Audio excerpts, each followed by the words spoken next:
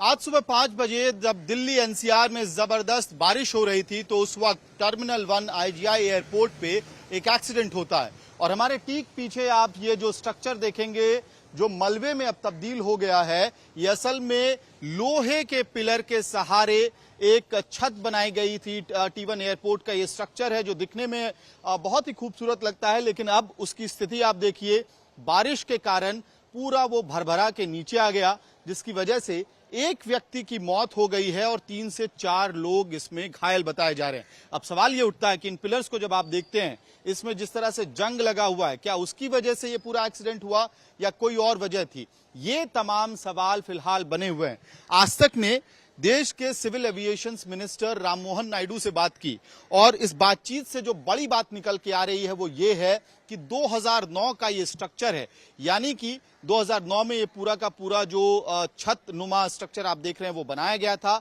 अब technical audit होगा इस पूरे स्ट्रक्चर का और उसके बाद ये तय किया जाएगा कि हैवी जो भारी बारिश हुई है दिल्ली में उसकी वजह से छत नीचे गिरी या फिर जंग लगा, कमजोर ये पूरा का पूरा जो स्ट्रक्चर था वो था जिसकी वजह से ये दुर्घटना हुई है। ये तमाम जो सवालों के जवाब हैं वो सेफ्टी ऑडिट, टेक्निकल ऑडिट जो कमेटी है उसकी रिपोर्ट के बाद सामने आएगा। एक व्यक्ति जिसकी मौत हुई है इस दुर्भाग्यपूर्ण घटना में, उसे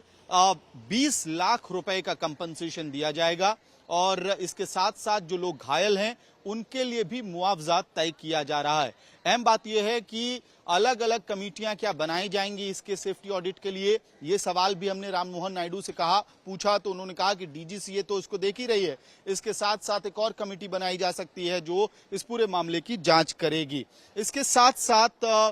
ये बात भी सामने निकल कर आई है कि जो आप अभी स्ट्रक्चर्स देख रहे हैं, अभी भी ये देखिए कितने हेवी ये पिलर्स हैं अपने आप में और वो बेंड हो गए। तो क्या कारण था, ये तमाम चीजों की जांच तो अभी होनी है, लेकिन फिलहाल पूरे टर्मिनल 1 एयरपोर्ट जो टर्मिनल 1 आईजीआई एयरपोर्ट का है उसको बंद कर दिया गया है ऑपरेशंस के लिए। कल फिर से जो सेफ्टी ऑडिट है सुबह उसको किया जाएगा, मलबे को हटाया जाएगा और इसके बाद ही यहाँ पे ऑपरेशंस को चालू किया जाएगा। अहम बात यह है कि इसके साथ साथ हमने जब राममोहन नायडू से पूछा कि अब क्या होगा, क्या सिर्फ ये कहानी यहीं रुकेगी या फिर देश भर में ऑडिट किया जाएगा, क्योंकि आप जगह जगह पे जो एयरपोर्ट है देश के अंदर वहां पे इस तरह के स्ट्रक्चर्स होना बहुत कॉमन बात है। देश के उद्यान मंत्री कह रहे हैं कि नहीं, ऑडिट होगा, राष्ट्रव्यापी ऑडिट होगा और तमाम जो एयरपोर्ट्स हैं वहां पे जो इन स्ट्रक्चर्स की सेफ्टी को देखा जाएगा कि वो सेफ्टी के पैमाने पे कितना सही निकल रहे हैं। कुल मिलाकर इस दुर्भाग्यपूर्ण घटना में एक व्यक्ति की मौत हुई है और T1